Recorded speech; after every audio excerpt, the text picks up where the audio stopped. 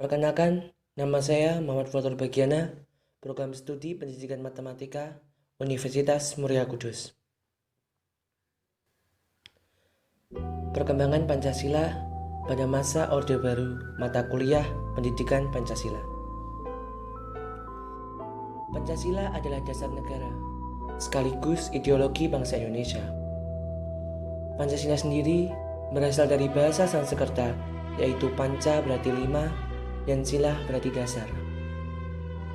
Masa pemerintahan Orde Baru berlangsung tahun 1966 sampai dengan 1998. Masa Orde Baru adalah sebutan bagi pemerintah Presiden Soeharto yang ditandai lahirnya Surat Perintah 11 Maret 1966 atau yang sering disebut dengan Super Semar. Super Semar berisi 1. Mengambil segala tindakan yang dianggap perlu untuk terjaminnya keamanan dan ketenangan serta kestabilan pemerintahan. Yang kedua, melakukan koordinasi dengan panglima-panglima angkatan lain. Yang ketiga, supaya melaporkan semua yang berkaitan dengan tugas tanggung jawab di atas. Kemudian, Soekarno meminta Soeharto untuk memulihkan kestabilan negeri dan pemberontakan PKI. Alhasil, PKI pun dapat ditumpaskan oleh Soeharto, dan kemudian Soeharto mendapatkan dukungan besar atas tugasnya pada saat itu. Di sisi lain, perekonomian Indonesia berkembang pesat. Meskipun hal ini terjadi secara bersamaan dengan praktik korupsi yang merajalela. Pada masa Orde Baru adalah masa gencarnya menanamkan nilai Pancasila yang terbukti dari penggunaan Pancasila dalam kehidupan berorganisasi.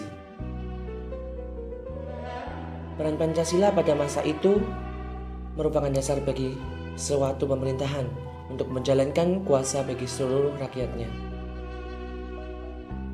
Pancasila yang merupakan dasar negara dapat dijadikan landasan agar pemikiran seluruh rakyat Indonesia sesuai dengan dasar negara, sehingga dapat dijadikan landasan kuat pemerintah dalam mengambil keputusan agar tidak menimbulkan pro ataupun kontra. Dukungan besar rakyat kemudian disalahgunakan oleh Presiden Soeharto untuk mengukuhkan kekuasaannya, sehingga terjadi berbagai penyimpangan.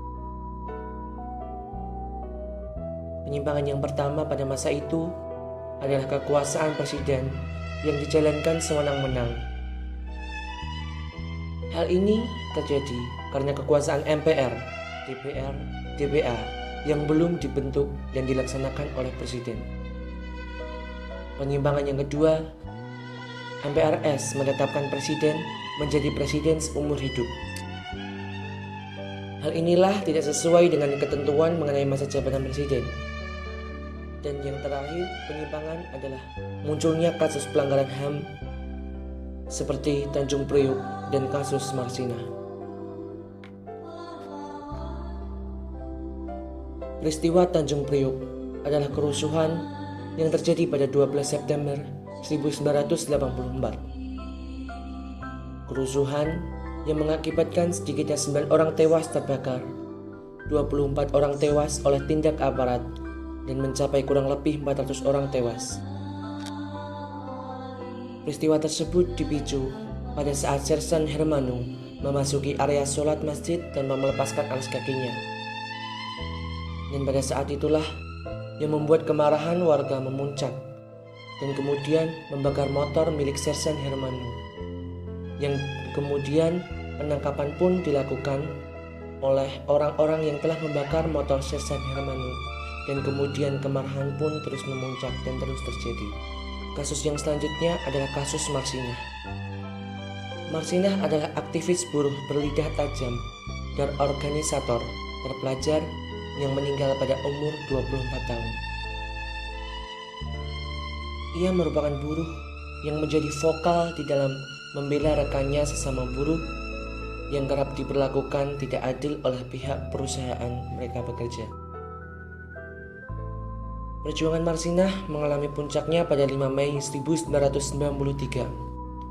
yaitu ketika suatu malam dia diculik dan disiksa oleh 5 orang algojo perusahaan tempat mereka bekerja.